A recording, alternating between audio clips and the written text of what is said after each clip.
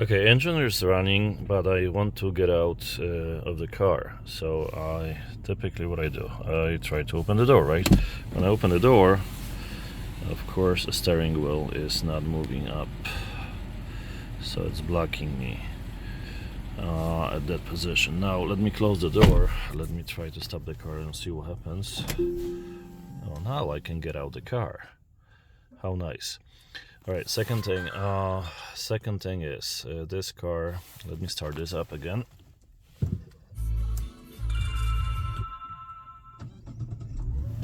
Okay, I started the car up.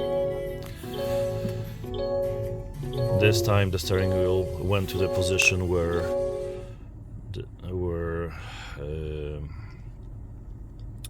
it was programmed to, so for my preset of the user, which is fine.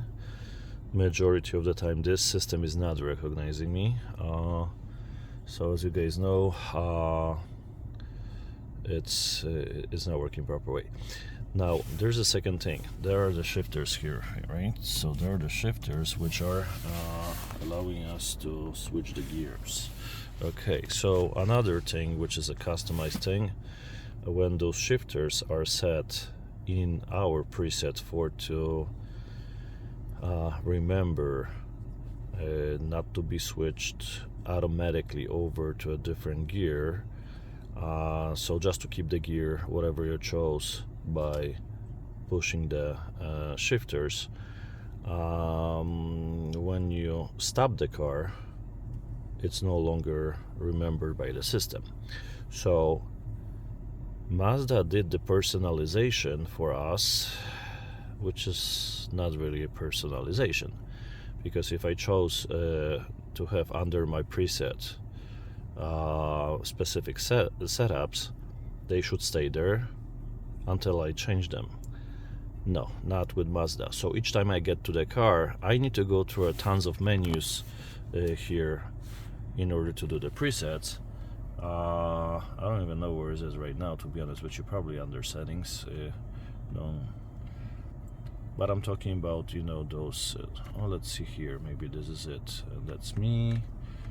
Not here. Okay, so it's not here. System settings, maybe. Temperature, pressure, software update, software information. Let's click on software update just to see if it automatically check for updates. So there was nothing here. All right, so when I go, probably, I don't know, safety, vehicles, maybe vehicle settings. Oh, pedal shift logic. Okay, so this is what I'm talking about. I have this typically set for permanent shift control. All right, so this should stay as a permanent shift control. So it was under what? Vehicle settings. All right, so now let's see what happens once I turn the car off. Okay, now let me start it up again. Let me go to those settings again. So it's under settings, probably again. Vehicle settings. And see, it gets switched off from permanent shift control to momentary shift control. Even though all of the other setups, like, you know, the mirrors, the seat position, the steering wheel, you know, height, and also the full position, because it's a telescopic one, so it goes back and forth. This occasionally it remembers it, because it doesn't work all the time. So but at the moment when I'm recording this for this momentary shift control or permanent shift control. If I want to have it set as a permanent shift control, it should stay as a permanent shift control. Not that I have to get into a car and each time I have to toggle through all of those tons of different, you know, setups with this, you know, control knob, And before I start using a car, set up everything proper way in order for me to drive the car and have the pleasure of shifting this the way I want. Because if I turn off the car, this is gone. So this is something to reconsider.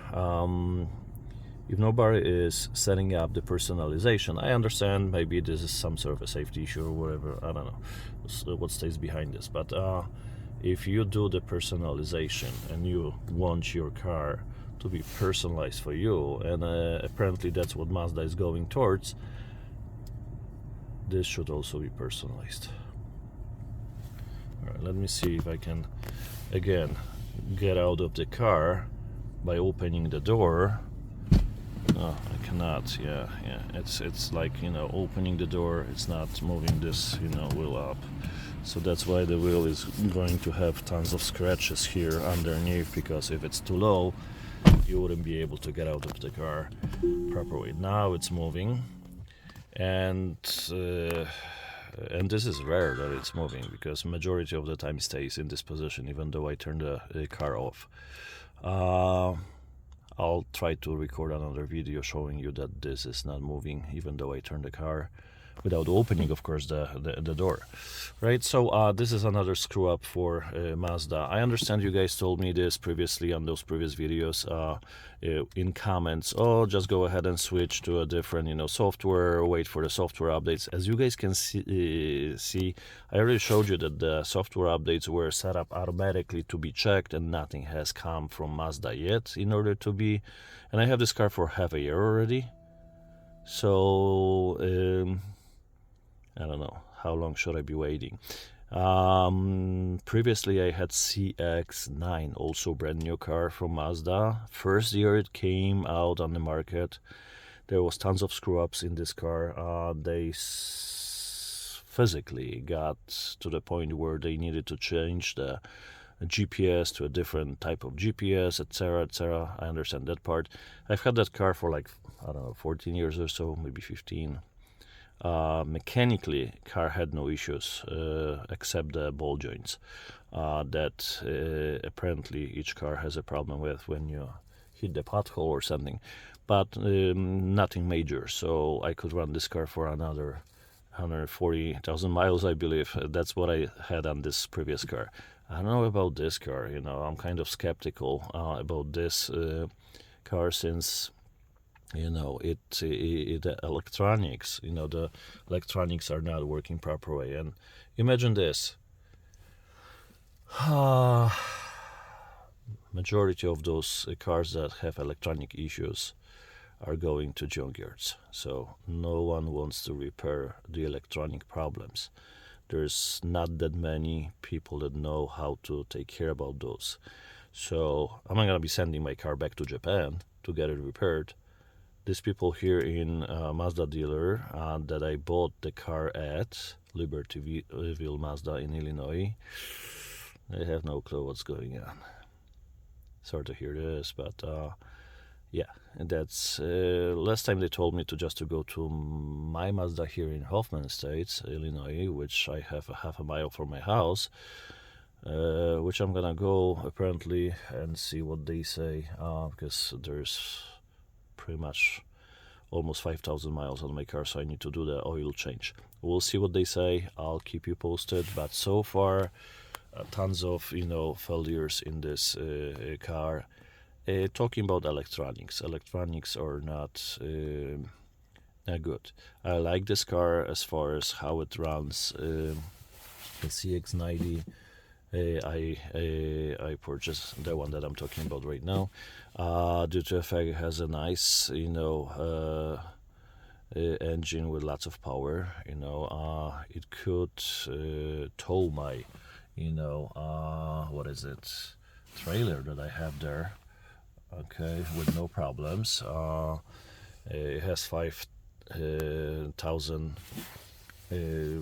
torque as far as what it can tow, which is perfectly fine for me, and good enough to tow this trailer, like 21 feet trailer. I already went through to southern Illinois for one trip and had no problem, no issues whatsoever with this car. Of course, I had to do like at least 1,000 miles on it before I could tow it. Per manual instructions, no issues with this. But again, those things like, walking in, walking out of the car when the steering wheel does what it wants to do by itself, it's unacceptable. Typically when you open the door, your steering wheel should go up to allow you to go, like all the Lexuses pretty much have, to allow you to get out of a car easy way. If it doesn't go up, I can just tell you this: you're gonna have your knee smashed over this part, which is also not done proper way. So if you don't use the presets, to get the car moving your chair back and wheel up, majority of the time when you get out, you hit your knee against this. So yeah, what can I say, right? That's pretty much for today. I will keep you posted if I find something different that's not working proper way.